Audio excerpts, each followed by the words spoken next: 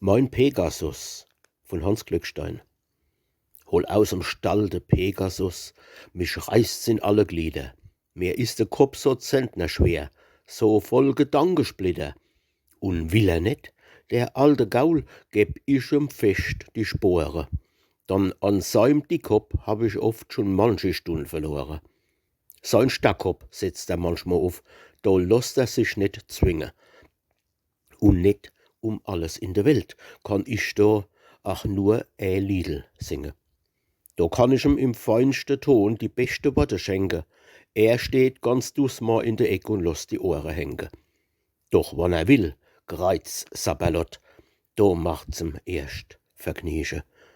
Auf seine Flickel, wie der Wind, so durch die Welt zu fliegen. Hoch über Wolke, nuff ins All, tun mir wie Bsesse spritze. Die Sorge und der Alltagskram, die bleiben unne sitze. Und sorglos lass ich mich im Flug, im Wolkenmeer verliere. Ich reit der Pegasus im Reich der Fantasie spaziere.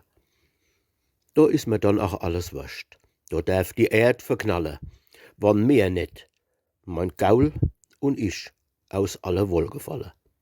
Und is mein Pegasus mal all, es is nix mehr auszupressen, dann gäb ich ihm aus Dankbarkeit sein Gnadebrot zu fressen. Und du der zum letzten Ritt mehr trotz seinem Alter winke, dann kriegt er auf sein Gnadebrot noch Butter drauf und Schinken.